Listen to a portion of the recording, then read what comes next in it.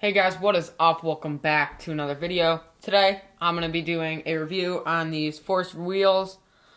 It's kind of like another brand that's with Revive. It's just like Andy Strock and all of them's brand. It's a wheel company. I'm going to be giving you guys an honest review because there aren't many videos on them on Force wheels on YouTube.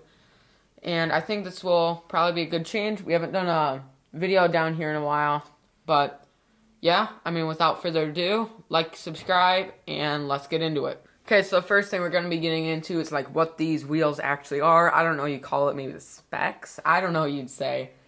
But really, these wheels are a lot more thick now. But, they're the kind of wheels that the more you ride them, the obviously wider they get because of the shape of them. But, they started off super thin. Obviously, I don't think a lot of the bigger companies are doing this anymore. Correct me if I'm wrong. But, like, they actually had treads on them still. I don't actually like having treads on my wheels because I just think it feels weird to, like, power slide, that kind of thing. But, those treads came off. I don't know. Once I started skating outside, they came off pretty quickly. But, they weren't horrible, like, shape-wise. I hadn't skated wheels like this before. I've always skated conical. I don't know if I'll skate them again. They're fine. But I just like the wider feel more. But yeah, also the graphic, that comes off on all wheels. It came off really quickly though.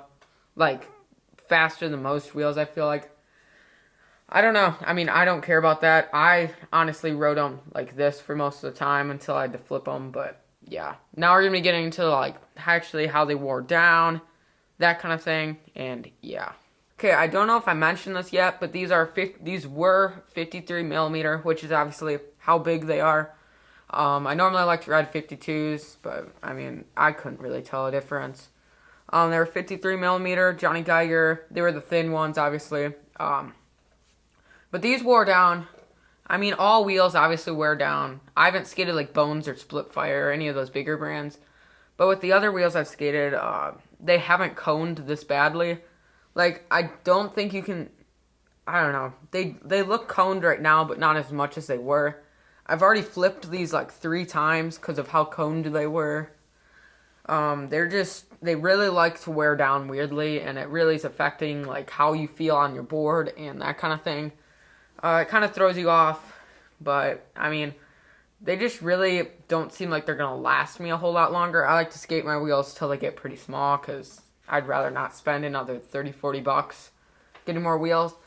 But then we're going to be getting into, like, if it's good for the price of them, because these are actually cheaper wheels than what you'd be getting with some of the other companies. Okay, so these wheels are like 30 bucks. Splitfire Formula 4s or Bones, like STFs or SPFs, are like around the $40 range. They get more expensive, but obviously, these are 10 bucks cheaper. I think I would probably spend the 10 bucks more. I haven't skated those personally, but from what I've seen, those are probably, like, super nice. They last really long, but I don't know. I don't know if I'd get these again. Like, they weren't horrible for $30 wheels, but I also feel like I would just spend the extra 10 bucks.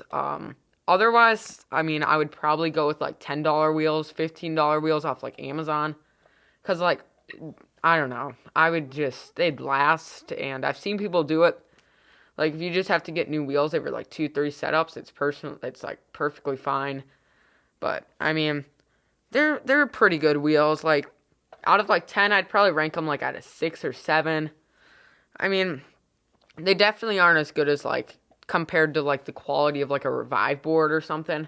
Because, like, if I was ranking, like, a Revive board, something like that, I would probably put them at like a 8.5 or 9. I love those boards.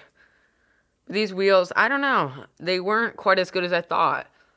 I liked that they were skinnier. I got to try out that, but I just don't really see myself skating them in the future because of how they were. If you aren't going to be, like, skating hours on hours a week, if you're only skating like an hour or 2 hours a week, these will work perfectly fine. Who cares? But for someone like me who's probably skating, I don't know. I probably try to skate like 2 hours a day at least, and then on some days I'll skate like 5 or 6. These just wore down insanely quick. I'm still going to skate these. Probably will last me another setup or two, just because of how long I like to wear my wheels down.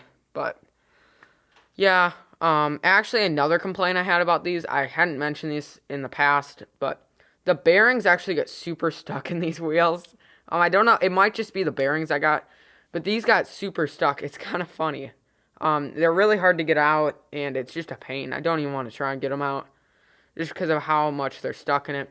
So I think whenever I'm switching wheels, I'm also just going to get new bearings, because I don't want to try to get these out. It's a pain. But, yeah, I mean, that's probably going to kind of wrap it up for the review here. Okay, guys, thank you so much for watching if you made it this far into the video. I do reviews here on the channel. I've done a few in the past. I've done a Baker, and I think I did a Revive. That one's not quite as good, but, I mean, I've done these before. I've done reviews. I don't do them quite too often, but if you want to check out those, they'll probably be recommended at the end, and, yeah, I will see you guys all next time. I'm out. Bye.